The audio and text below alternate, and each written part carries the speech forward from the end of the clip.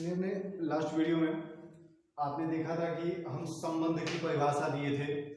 संबंध कितने प्रकार के थे, उनमें एक एक तरह की बात की गई थी। संबंध कहा गया था कि यह किसी अगर द्विआधारी संबंध की बात थी तो एक ही समुच्चय का उसी समुच्चय के साथ कार्तीय गुणनफल का उपसमुच्चय क्या कहलाता है, तो संबंध कहलाता है। ये संबंध जो है हमें तीन तरह के थे, एक स्वतुल्य, एक सममित और फिर एक संक्रमक।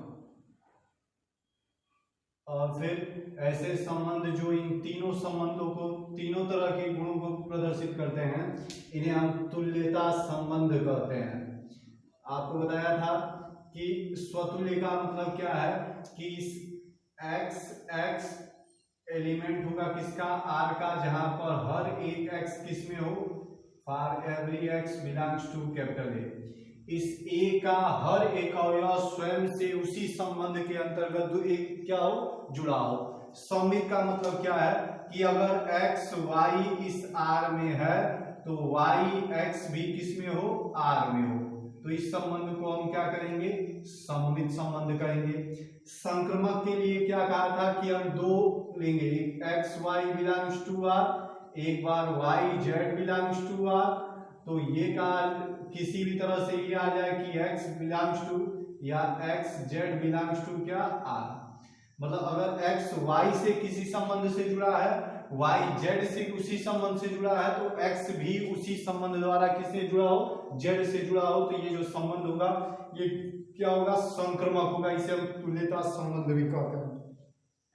अब जब ये तीनों संबंध हमारे पास हो जाते हैं, एक ही संबंध अगर इन तीनों तरह के संबंधों के गुणों को प्रदर्शित कर दे तो वो क्या कहलाता है, तुल्यता संबंध कहलाता है।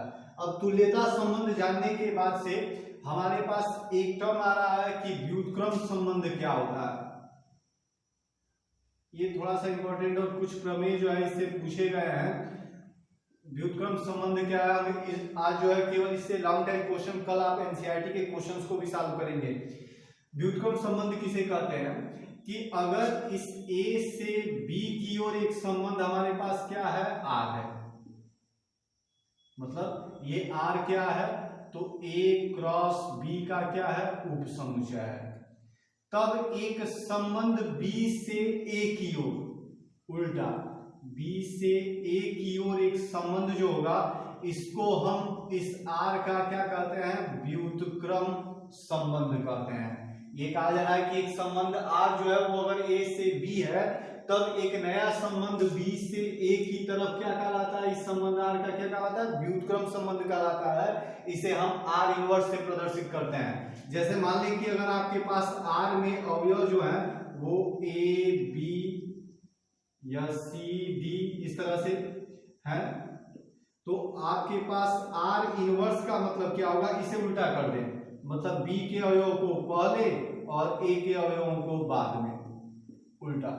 मतलब अगर R इज इक्वल टू यह A B such that A belongs to capital A, B belongs to capital B, then R inverse is equal to, ये भी एक ऑर्डर पेयर ही होगा, लेकिन शर्त ये होगी कि पहला वाला B में और दूसरा वाला किस में, A में। उल्टा कर दिया गया। जैसे मान लें कि यह A B का पिता है, ये इसके पिताजी हैं, A B के पिताजी हैं, तो क्या B भी A के पिताजी होंगे, नहीं। यहां पर एक संबंध होगा जो कि इसका व्युत्क्रम होगा, उसे हम क्या कहेंगे, पुत्र का संबंध कहेंगे कि B A का क्या है, पुत्र है। तो ये कंडीशन है आपके पास। व्युत्क्रम संबंध का मतलब क्या है कि अगर एक संबंध A क्रॉस B पर है या A से B की ओर है, तो उसी का एक उल्टा ले लिया जाए, मतलब B से A की ओर एक संबंध होगा जिसे हम क्या कहेंगे, उसका व्युत्क्रम कहेंगे। इसे हम R इनवर्स से प्रदर्शित करेंगे। आपको ये शर्तें ध्यान में रखनी होंगी कि अगर जो है स्वतुल्य होने का मतलब क्या है कि उस समुच्चय का हर एक अवयव स्वयं से उसी संबंध से क्या हो, जुड़ा हो। सममित का मतलब क्या है कि अगर दो, मतलब x अगर y से जुड़ा है तो y भी x से उसी संबंध के अंतर्गत जुड़ा हो। और तीसरा संक्रमक के लिए यह x y अगर अवयव है आर का, वाई जेड अवयव है आर का, तब एक्स जेड भी अवयव होगा किसका, आर का, ऐसा हमें दिखाना पड़ेगा। और जो संबंध इन तीनों संबंधों को सेटिस्फाई कर दें, तीनों तरह के गुणों को रखे हो, तो उस संबंध को हम क्या कहते हैं, तुल्यता संबंध कहते हैं। फिर आपको आर इनवर्स बताया। अब इससे संबंधित कुछ प्रमेय हैं, उन प्रमेयों को हम एक एक करके सॉल्व करेंगे। देखते हैं, ये पहला प्रमेय आपके पास,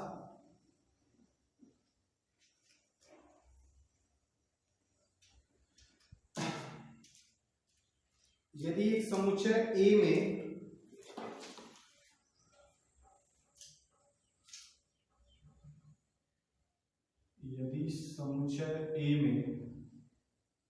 एक संबंध आर है,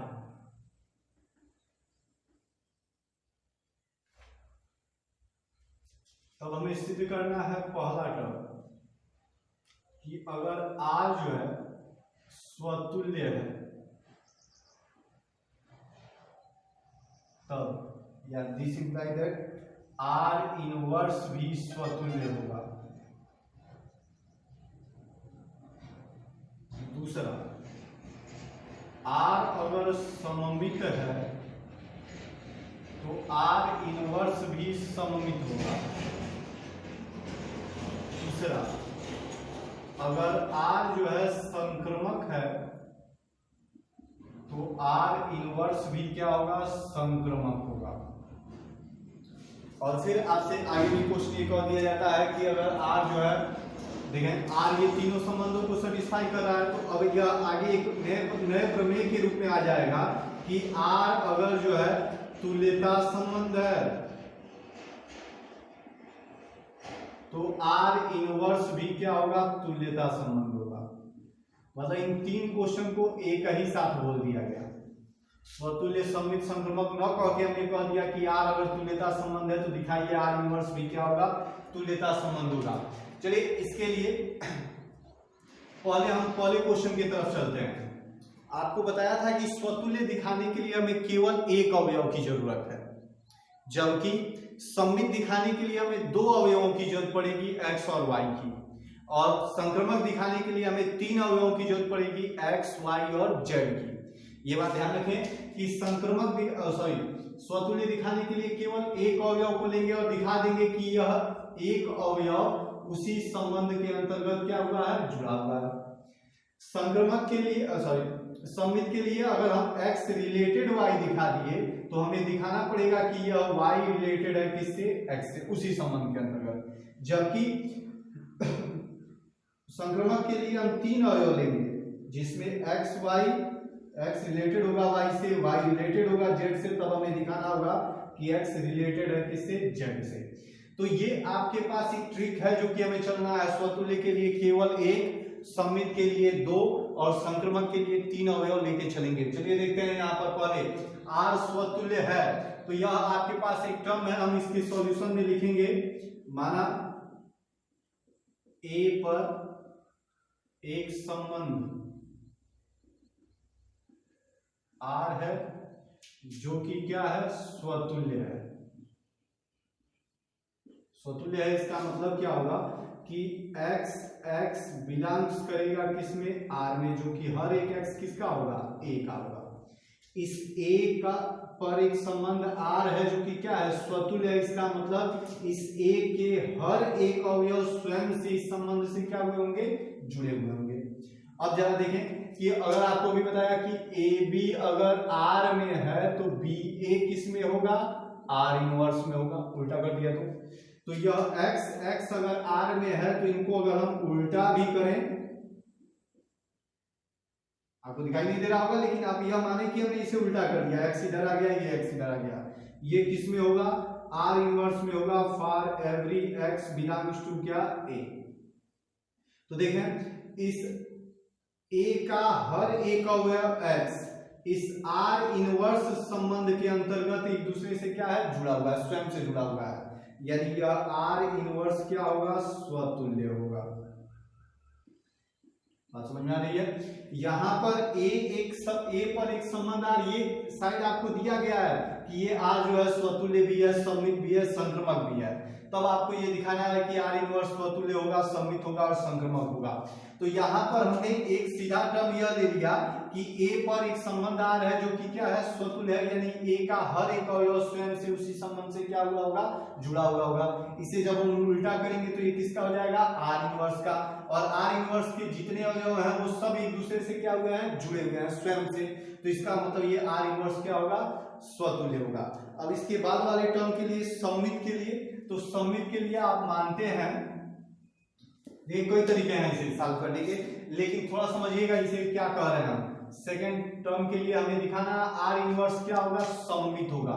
तो सममित दिखाने के लिए किसी भी संबंध को आप क्या लेते थे कि अगर एक्स वाई अवयव है किसका, आर का, तो हमें हर हाल में दिखाना है कि यह वाई एक्स अवयव होगा किसका, आर का। उल्टा तो हमें आर इनवर्स को सममित दिखाना है, तो हम मान लेंगे कि यह एक्स वाई अवयव है किसका, आर इनवर्स का। एक्स वाई अवयव है किसका, आर इनवर्स का। तो हमें यह सममित दिखाने के लिए हमें लास्ट में ये दिखाना पड़ेगा कि वाई एक्स अवयव होगा किसका, आर इनवर्स का। और आपको बस एक ही शब्द दिया गया है कि आर क्या है, सममित है। हमने क्या लाया है, आर इनवर्स। इसे आर में कन्वर्ट करें, इसका मतलब क्या होगा, ये वाई एक्स अवयव होगा किसका, आर का। इनवर्स हट गया, उल्टा कर दिए तो जब ये वाई एक्स आर में है और आर क्या है, आर सममित है, आर क्या है, सममित है, इसका मतलब यह एक्स वाई भी किस में होगा, आर में होगा। और जब एक्स वाई आर में होगा यानी वाई एक्स अवयव होगा किसका, आर इनवर्स का। तो देखिए अगर एक्स वाई आर इनवर्स में है तो वाई एक्स भी किस में हो गया, आर इनवर्स में, यानी आर इनवर्स जो है वो क्या है, सममित है। थोड़ा यहाँ पे कंफ्यूजन होगा आपके दिमाग में। जहाँ देखें आपको इसे सममित दिखाना है, तो सममित दिखाने के लिए हमें एक्स वाई अवयव ले लिया आर इनवर्स का, तो हमें यह हर हाल में दिखाना पड़ेगा कि वाई एक्स अवयव है किसका, आर इनवर्स का। हमें केवल गुण किसका दिया गया है, आर का। तो पहले इस आर इनवर्स को हम चेंज करें किस में, आर में। तो इसे जब हम इंटरचेंज करेंगे तो ये वाई एक्स बिलोंग्स करेगा किसमें, आर में। और आर क्या है, सममित है। तो सममित होने का मतलब जब हम इसे उल्टा करेंगे वो भी किस में होगा, आर में होगा। तो यह एक्स वाई आर में है यानी वाई एक्स किस में हो गया, आर इनवर्स में, यानी आर इनवर्स क्या होगा, सममित होगा। बिल्कुल यही प्रक्रिया। आगे आप आर इनवर्स के लिए इसे संक्रमक दिखाने के लिए, संक्रमक दिखाने के लिए आप क्या करते हैं, 3 को लेते थे। तो 3 को लेने से बेटर है आप मान लें कि यह एक्स वाई अवयव है किसका, आर इनवर्स का, वाई जेड अवयव है किसका, आर इनवर्स का। तो हमें दिखाना क्या है कि यह एक्स जेड भी अवयव होगा किसका, आर इनवर्स का। ये दिखाना है हमें। तो इसे दिखाने के लिए चलिए पहले इसे सॉल्व करते हैं। यहां से क्या लिखेंगे आप, वाई एक्स बिलोंग्स करेगा किसमें, आर में, जेड वाई बिलोंग्स करेगा किसमें, आर में।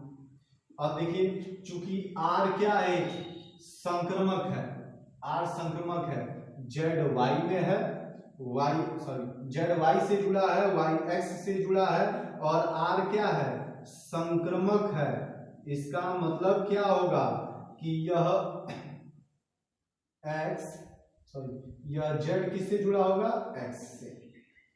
ठीक है, वाई एक्स, या ऐसे देखें जेड वाई से जुड़ा है और वाई एक्स से जुड़ा है, मतलब जेड और एक्स किससे जुड़े होंगे, एक दूसरे से उसी संबंध से क्या होंगे, जुड़े होंगे। क्यों जुड़े होंगे, क्योंकि आर क्या है, संक्रमक है। और जब आर संक्रमक है तो ये देखें Z X belongs to R, यानी एक्स जेड किस में आ जाएंगे, आर इनवर्स में। तो आपने दिखा दिया पहला ये कि इसका हर एक अवयव स्वयं से आर इनवर्स संबंध के अंतर्गत क्या है, जुड़ा हुआ है।